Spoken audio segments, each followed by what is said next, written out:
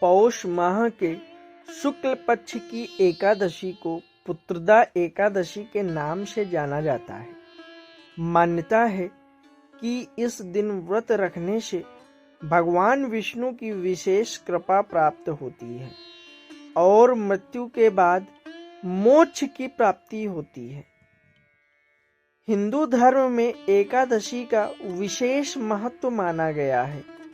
पौष माह के शुक्ल पक्ष की एकादशी को पुत्रदा एकादशी के नाम से जाना जाता है। मान्यता है कि इस दिन व्रत रखने से भगवान विष्णु की विशेष कृपा प्राप्त होती है और मृत्यु के बाद मोक्ष की प्राप्ति होती है। इस बार यह 21 जनवरी 2024 को है। सुनिए पुत्रदा एकादशी व्रत कथा। पौष पुत्रदा एकादशी व्रत कथा। भद्रावती नगरी में सुकेतुमान नाम का राजा था। उसका कोई पुत्र नहीं था। उसकी पत्नी का नाम सैव्या था। पुत्र न होने के कारण हमेशा चिंतित रहा करती थी। राजा के पितर भी रो रो कर पिंड लिया करते थे और सोचा करते थे कि इसके बाद हमको कौन पिंड देगा।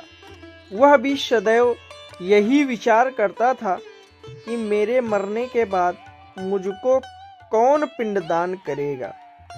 बिना पुत्र के पितरों और देवताओं का ऋण मैं कैसे चुका सकूंगा।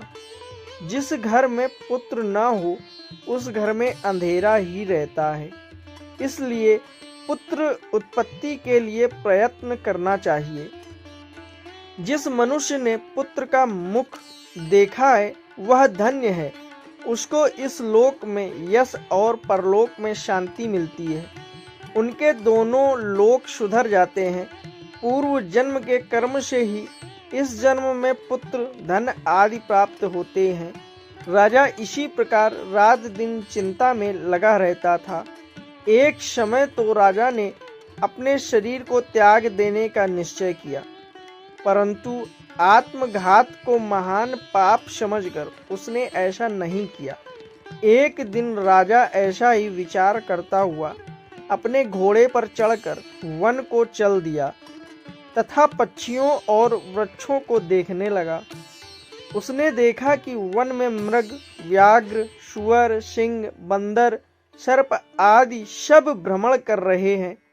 हाथी अपने बच्चों और हथनियों के बीच घूम रहा है। इस वन में कहीं तो गीदड़ अपने कर्कश स्वर में बोल रहे हैं, वहीं उल्लू ध्वनि कर रहे हैं। वन के दृश्यों को देखकर राजा सोच विचार में लग गया। इसी प्रकार आधा दिन बीत गया। वह सोचने लगा कि मैंने कई यज्ञ किए, ब्राह्मणों को स्वादिष्ट भोजन से तृप्त किया, फिर भी मुझको दुख प्राप्त हुआ। क्यों? राजा प्यास के मारे अत्यंत दुखी हो गया और पानी की तलाश में इधर उधर फिरने लगा। थोड़ी दूरी पर राजा ने एक सरोवर देखा। उस सरोवर में कमल खिले थे तथा सारस, हंस, मगरमच्छ आदि विहार कर रहे थे। उस सरोवर के चारों तरफ मुनियों के आश्रम बने हुए थे। उसी समय राजा के दाहिने अंग फड़कने लगे। राजा शुभ शकुन समझकर घोड़े से उतरकर मुनियों को दंडवत प्रणाम करके बैठ गया। राजा को देखकर मुनियों ने कहा, हे राजन, हम तुमसे अत्यंत प्रसन्न हैं। तुम्हारी क्या इच्छा है, सो कहो। राजा ने कहा, महाराज, आप कौन हैं और किस लिए यहाँ आए हैं? कृपा करके बताइए। मुनि कहने लगे कि हे राजन, आज संतान देने वाली पुत्रदा एकादशी है।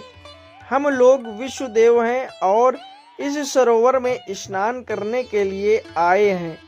यह सुनकर राजा कहने लगा कि महाराज, मेरे भी कोई संतान नहीं है। यदि आप मुझ पर प्रसन्न हैं तो एक पुत्र का वरदान दीजिए।